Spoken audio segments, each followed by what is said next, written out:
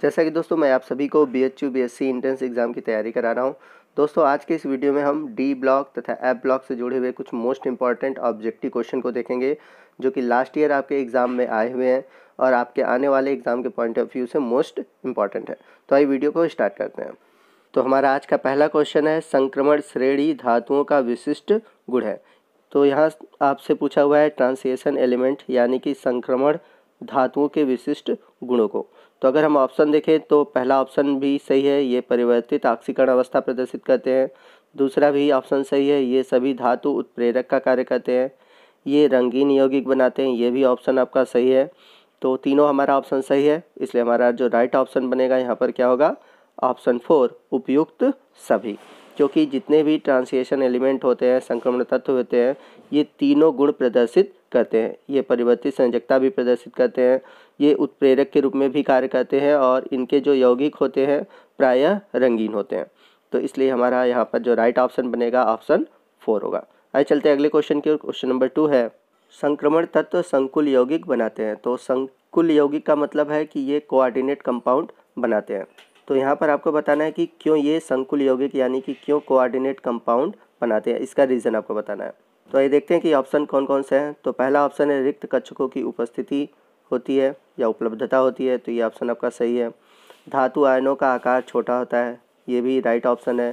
Third है परिवर्ती ऑक्सीकरण अवस्था प्रदर्शित करते हैं, ये भी आपका ऑप्शन सही है। यहाँ पर तीनों ऑप्शन आपके सही हैं, इसलिए आपका जो राइट ऑप्शन बनेगा ऑप्शन 4 बनेगा उपयुक्त सभी। तो संक्रमण धातुओं द्वारा कोऑर्डिनेट कंपाउंड बनाने के लिए ये तीनों कैरेक्टर आपके सही हैं, इसलिए यहाँ पर राइट ऑप्शन होगा ऑप्शन 4। आइए चलते हैं अगले क्वेश्चन की ओर। क्वेश्चन नंबर 3 है, संक्रमण तत्वों में 4D श्रेणी का तत्व है, यानी कि आपको बताना है कि कौन 4D पीरियड का यौगिक है। तो यहाँ पर आपको तत्व नहीं दिए गए हैं, केवल तत्वों के एटॉमिक नंबर दिए गए हैं 37, 47, 57, 30। तो यहाँ पर आपको राइट ऑप्शन बताना है। अब कैसे आप इसको सॉल्व करेंगे मैं आपको तरीका बता रहा हूँ। तो हम सभी जानते हैं कि जो 3D श्रेणी में है, 3D श्रेणी में आपके आते हैं 21 से लेकर 30 तक के तत्व। तो 21 से लेकर 30 वाले तत्व आपके आएंगे 3D में। तो यहाँ पर हमें 3D नहीं बताना है, 4D बताना है। यानी कि 4D में वे एलिमेंट आएंगे जिनका एटॉमिक नंबर 30 से अधिक हो। तो पहली संक्रमण श्रेणी है 3D, अगर उसमें हम 8 जोड़ दें, यानी कि 30 में 8 जोड़ दिए आपके 38 हो गया।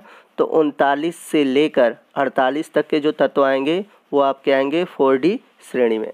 तो यहाँ पर ऑप्शन में आप देख रहे हैं कि 39 से लेकर 48 के बीच केवल 47 है। तो यहाँ पर आप 47 यानी कि सेकंड ऑप्शन दिख रहा है बी वाला। तो यहाँ पर आपका जो राइट ऑप्शन बनेगा ऑप्शन सेकंड बनेगा, यानी कि परमाणु क्रमांक 47 वाला जो तत्व है ये आपके 4D श्रेणी में आएगा। क्योंकि 4D में स्टार्ट कहाँ से होता है, मैंने आपको बताया है कि 39 से लेकर 48 के बीच। आइए चलते हैं अगले क्वेश्चन की। क्वेश्चन नंबर 4 है, कौन सा तत्व डी ब्लॉक का तत्व तो है किंतु संक्रमण धातु नहीं है।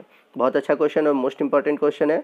तो यहाँ पर बताना है कि डी ब्लॉक का एलिमेंट है मतलब, लेकिन इनमें संक्रमण धातु जैसे गुण नहीं है। तो जिंक की बात करते हैं, जिंक ऐसा धातु है जो कि डी ब्लॉक का तो एलिमेंट है, परंतु संक्रमण धातु की तरह प्रायः गुण प्रदर्शित नहीं करता।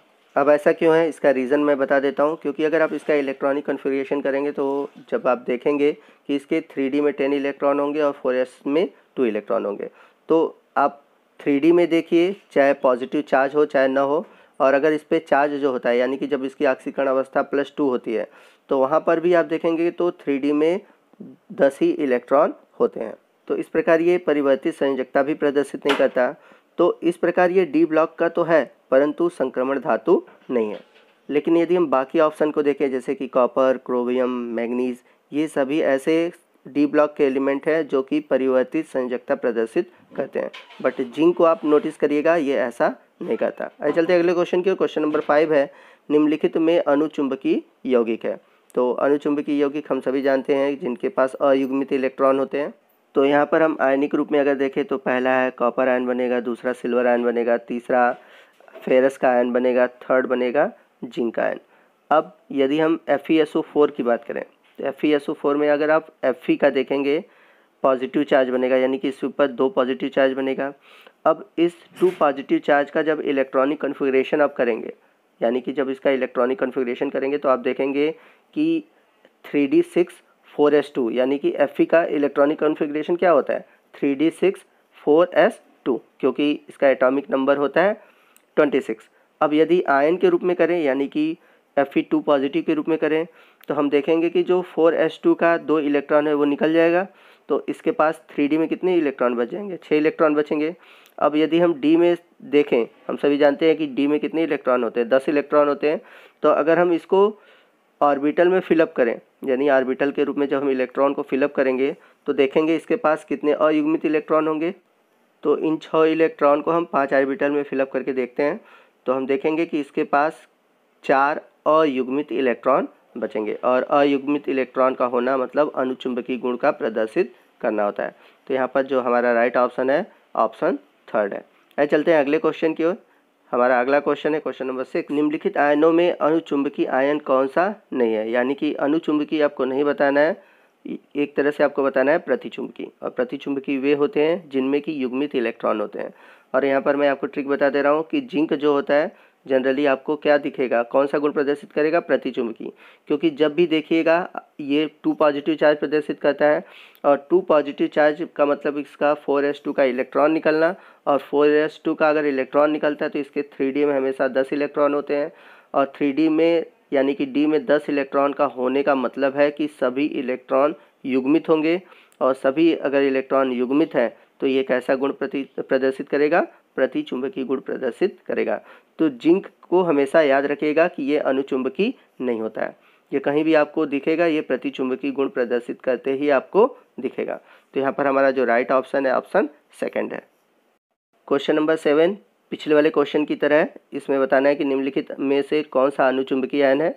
तो इस क्वेश्चन को आप सॉल्व करिए और सॉल्व करके इसका आंसर मुझे आप कमेंट बॉक्स में बताइए। आइए चलते हैं अगले क्वेश्चन की ओर। क्वेश्चन नंबर 8 है, निम्न में से रंगहीन आयन है, यानी कि आपको बताना है कि कौन सा ऐसा एलिमेंट है जो कि आपका कलरलेस आयन बनाएगा। तो वे संक्रमण तत्व जो रंगीन आयन प्रदर्शित करते हैं उनके जो d ऑर्बिटल होते हैं वे आंशिक भरे होते हैं या फिर खाली होते हैं। यदि हम बात करें इन ऑप्शन में तो Cu+ आयन जो होता है ये रंगहीन आयन बनाएगा। क्यों? क्योंकि अगर हम इसका इलेक्ट्रॉनिक कन्फिग्रेशन देखें तो हम सभी जानते हैं कि इसके लास्ट ऑर्बिटल में आएंगे 4s1 3d10। अब यहाँ पर कॉपर पर एक चार्ज है, तो कहने का मतलब कि हम क्या करेंगे, 4s1 से एक इलेक्ट्रॉन निकाल देंगे। अगर हम एक इलेक्ट्रॉन निकाल देते हैं तो 3d10 यानी कि इसका d जो है वो पूरा भरा रहेगा, और पूरा भरे होने की वजह से ये रंगहीन आयन बनाएगा। तो यहाँ पर हमारा जो राइट ऑप्शन बनेगा ऑप्शन 1 होगा। आइए चलते हैं अगले क्वेश्चन की। क्वेश्चन नंबर 9 है। तो क्वेश्चन क्या है ये देखते हैं। एक संक्रमण धातु की अधिकतम ऑक्सीकरण अवस्था प्राप्त करने में कौन से इलेक्ट्रॉन मुक्त होते हैं। बहुत अच्छा क्वेश्चन और मोस्ट इंपॉर्टेंट क्वेश्चन है। मैं फिर से रिपीट कर दे रहा हूँ और आपको समझा दे रहा हूँ। इसमें पूछ रहा है कि संक्रमण धातु अधिकतम ऑक्सीकरण संख्या प्राप्त करने के लिए कौन से इलेक्ट्रॉन भाग लेते हैं। तो यहाँ पर आपका राइट ऑप्शन है ऑप्शन 4। इसमें S के भी इलेक्ट्रॉन भाग लेते हैं और D के भी इलेक्ट्रॉन भाग लेते हैं। तो यहाँ पर D के लिए n-1 क्यों दिया है, अगर आपने थ्योरी सेक्शन में पढ़ा होगा तो हम सभी जानते हैं D में हमेशा एक कोस पीछे चलता है, यानी कि 4s है तो D हमारा क्या रहेगा 3D, तो इसलिए यहाँ पे n-1 है। वहीं अगर F रहता तो आपका क्या रहता है n-2F रहता। तो आइए चलते हैं अगले क्वेश्चन की ओर। क्वेश्चन नंबर 10 है, संक्रमण धातु जो परिवर्तित ऑक्सीकरण अवस्था नहीं प्रदर्शित करता। तो अभी मैंने पीछे आपको ऊपर बताया था कि जो जिंक है वो संक्रमण धातु की तरह व्यवहार नहीं करता। क्यों नहीं करता? क्योंकि इसके लास्ट 4s में 2 ही इलेक्ट्रॉन होते हैं और ये 2 इलेक्ट्रॉन का त्याग कर देता है, जिसके कारण इसका जो D वाला रहता है यानी कि जो 3d10 इलेक्ट्रॉन भरा रहता है, और इस वजह से ये परिवर्तित संयोजकता प्रदर्शित नहीं करता या परिवर्तित ऑक्सीकरण संख्या प्रदर्शित नहीं करता। क्वेश्चन नंबर 11 है, दुर्लभ मृदा तत्व है, यानी कि आपको इसमें से बताना है कि रेयर अर्थ एलिमेंट्स कौन से हैं। तो हम सभी जानते हैं कि जो F ब्लॉक के एलिमेंट होते हैं यानी कि लैंथेनाइट को हम रेयर अर्थ एलिमेंट कहते हैं। तो यहाँ पर हमारा जो राइट ऑप्शन होगा ऑप्शन 4 होगा। निम्न तत्वों में से लैंथेनाइट तत्व है, तो आपको इसमें से बताना है कि लैंथेनाइट तत्व कौन है। तो लैंथेनाइट जो तत्व होते हैं वो 58 से लेकर 71 तक होते हैं, और इनका जो पहला एलिमेंट है सीरियम जो कि 58 है, 58 इसका एटॉमिक नंबर है। तो हमारा जो राइट ऑप्शन है ऑप्शन 2 है, जो कि एक लैंथेनाइट ग्रुप का एलिमेंट है। आइए चलते हैं अगले क्वेश्चन की ओर। क्वेश्चन नंबर 13 है, लैंथेनाइडों का सामान्य वाह्यतम इलेक्ट्रॉनिक विन्यास है। तो हम सभी जानते हैं कि जो लैंथेनाइड श्रेणी के तत्व होते हैं उसमें इलेक्ट्रॉन 4f में भरते हैं, और 4f में इलेक्ट्रॉन 0 से लेके आपके 14 तक हो सकते हैं। तो यहाँ पर जो आपका राइट ऑप्शन है, ऑप्शन सेकंड है। ऑप्शन सेकंड यहाँ पर हम चूज़ करेंगे लैंथेनाइड के सामान्य वाह्यतम इलेक्ट्रॉनिक विन्यास के लिए। आइए चलते हैं अगले क्वेश्चन की ओर। क्वेश्चन नंबर 14 है, लैंथेनाइड निम्न ऋण आयनों के साथ संकुल बनाते हैं, यानी कि कोऑर्डिनेट कंपाउंड बनाते हैं। तो वो इसके साथ बनाएंगे जिनकी साइज़ छोटी हो और विद्युत ऋणात्मकता अधिक हो। तो यहाँ पर हम सभी जानते हैं कि जो फ्लोराइड आयन है इसकी विद्युत ऋणात्मकता अधिक है और ये छोटा है, इसलिए यहाँ पर जो आपका राइट ऑप्शन बनेगा ऑप्शन फर्स्ट होगा। क्वेश्चन नंबर 15 है, लैंथेनाइडों के परमाणु क्रमांक के बढ़ने के साथ परमाणु त्रिज्या में कमी आती है किंतु अपवाद है। तो हम सभी जानते हैं कि परमाणु त्रिज्या बाएं से दाएं जाने पर क्या होता है, घटता है, परंतु यहाँ पर एक अपवाद है। तो यहाँ पर आपका राइट ऑप्शन है ऑप्शन सेकंड EU व YB, यानी कि यूरोपियम और एट्रेवियम, ये दोनों ऐसे हैं जिनके जो परमाणु त्रिज्या है ये नियम का पालन नहीं करते, मतलब इनकी परमाणु त्रिज्या में कमी नहीं आती जबकि वृद्धि होती है। तो इसका रीज़न क्या है आप नीचे हमें कमेंट बॉक्स में बताएंगे। यहाँ पर एक पॉइंट मैं आपसे कहना चाहूँगा कि जितने भी डी ब्लॉक या एफ ब्लॉक के एलिमेंट हैं उनसे जो क्वेश्चन बनता है, खासकर आपके डी ब्लॉक के एलिमेंट से, इनसे अनुचुंबकी, प्रतिचुंबकी और इसके अलावा आयनों के कलर से क्वेश्चन अधिक बनते हैं। तो आप इन क्वेश्चन को ज़्यादा टच करिए, इन पर ज़्यादा प्रैक्टिस करिए। जितना आप अधिक प्रैक्टिस करेंगे आप उतने ही क्वेश्चन को अटेम्प्ट कर पाएंगे। तो दोस्तों आज का वीडियो आपको कैसा लगा आप ज़रूर हमें कमेंट करके बताइएगा। कोई भी डाउट हो आप हमसे कमेंट करके पूछ सकते हैं। मिलते हैं अगले वीडियो में अगले टॉपिक के साथ, तब तक के लिए जय हिंद, जय भारत।